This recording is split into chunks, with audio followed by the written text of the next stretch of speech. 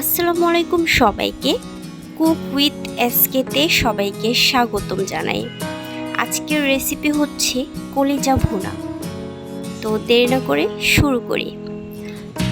প্রথমে 250 গ্রামের মতো কলিজা নিতে হবে। আমি 250 গ্রাম নিয়েছি, আপনারা চাইলে কম বেশি নিতে পারেন। তো আমি 250 গ্রাম অনুযায়ী যতটুকু লাগবে যা আমি সেটাই মেজারমেন্ট দেখাই দেব। তো একটা কড়াইতে প্রথমে পানি ঢেলে নিতে হবে কলিজাটাকে সিদ্ধ করার জন্য। তো আমি এখানে 2 কাপ পরিমাণ পানি নিয়েছি।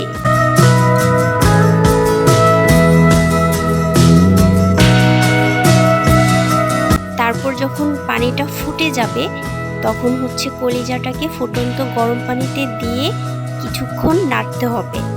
তারপর হাতে একদম ঘড়ি ধরে 5 মিনিট পর্যন্ত কলিজাটাকে জাল দিতে হবে। এর বেশি যদি জাল দেন তাহলে কলিজাটা শক্ত হয়ে যেতে পারে।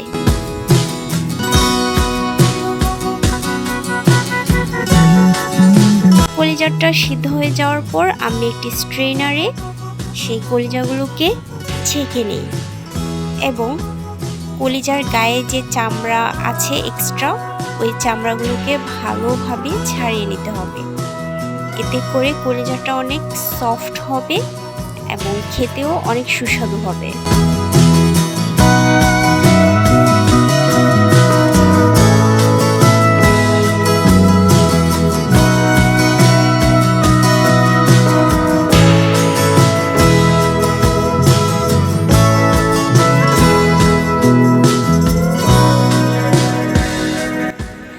তারপর একটি কড়াইতে 1/2 কাপ পরিমাণ তেল নিয়ে নিতে হবে। যেহেতু কলিজাটা তেলের মধ্যে ভুনা হবে, সেহেতু তেলটা একটু বেশি করেই নিতে হবে। তারপর এখানে আমি 2-4টা এলাচ, দারচিনি, লং আর তেজপাতা দিয়েছি। সাথে আরও দিয়েছি একটি কালো এলাচ। এই মশলাগুলোকে ভালোভাবে তেলে ভেজে নিতে হবে। তারপর আমি প্রায় 1.5 কাপ পরিমাণ পেঁয়াজ কুচি তেলের মধ্যে দিয়ে দিয়েছি। এখন পেঁয়াজ কুচিগুলোকে হালকা করে ভেজে নিতে হবে। খুব বেশি ভাজতে যাবেন না, অল্প করে ভাজবেন, এতে করে পেঁয়াজটা খুব সুস্বাদু হবে। তারপর আমি 1 টেবিল চামচ পেঁয়াজ বাটা দিয়ে দিচ্ছি, 1 টেবিল চামচ রসুন বাটা দিয়ে দিচ্ছি, আর 1 চা চামচ আদা বাটা।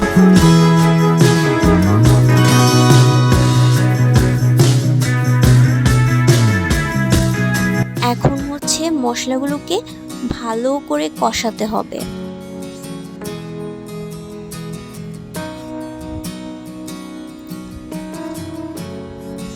কষানো শেষ হয়ে গেলে আমি এখানে দিয়ে দেব 1 চা চামচ হলুদ গুঁড়া, 2 চা চামচ মরিচের গুঁড়া, 1 চা চামচ ধনিয়ার গুঁড়া, 1 চা চামচ জিরার গুঁড়া, আর স্বাদ মতো লবণ।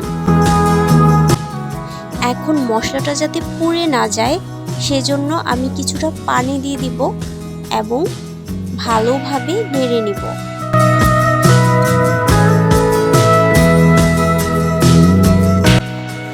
মশলাগুলো ভাজা ভাজা হয়ে গেলে, কষানো হয়ে গেলে আমি কলিজার টুকরোগুলো দিয়ে দিব। কলিজার টুকরোগুলোকে আমি আরও ছোট ছোট করে কেটে নিয়েছি। আপনারা আপনাদের পছন্দ মতো সাইজ করে কেটে নেবেন।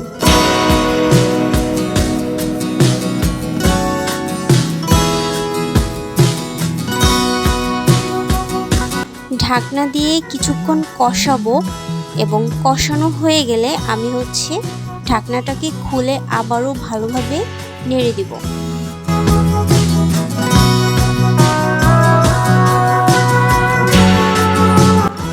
ঢাকনা দিয়ে আবারও কিছুক্ষণ কষাবো এবং কষানো শেষ হয়ে গেলে আমি প্রয়োজন মতো গরম পানি অ্যাড করে দেব।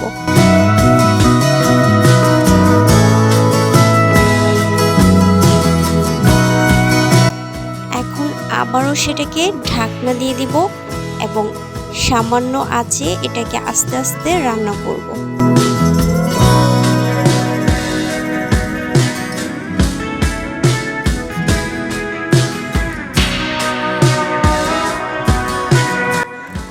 ঝোলটা যখন কিছুটা কমে আসবে তখন হচ্ছে আমি ফ্লেভারের জন্য আস্ত কয়েকটা কুচি কুচি করে পেঁয়াজ, আস্ত রসুনের কোয়া আর হচ্ছে আস্ত কয়েকটা কাঁচামরিচ দিয়ে দিব।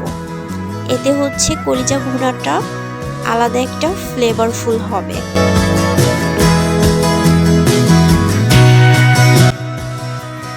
ভালো করে নেড়েচেড়ে আবারও ঢাকনা দিয়ে দিব এবং যখন ঝোলটা একটু মাখো মাখো হয়ে আসবে তখন আমি সেটাকে তুলে নেব। বাস হয়ে গেল কলিজা ভুনা। এখন আমি এটাকে সার্ভ করে দেব। আপনারাও চাইলে বাসায় এই মজাদার কলিজা ভুনাটি রান্না করে দেখতে পারেন। আমার ভিডিওটি ভালো লাগলে আমার চ্যানেলটিকে সাবস্ক্রাইব করে দিবেন, পাশে থাকা বেল আইকনটিতে ক্লিক করে দিবেন আর আমার ভিডিওগুলো বেশি বেশি করে শেয়ার করে দিবেন। ওকে, আল্লাহ হাফেজ।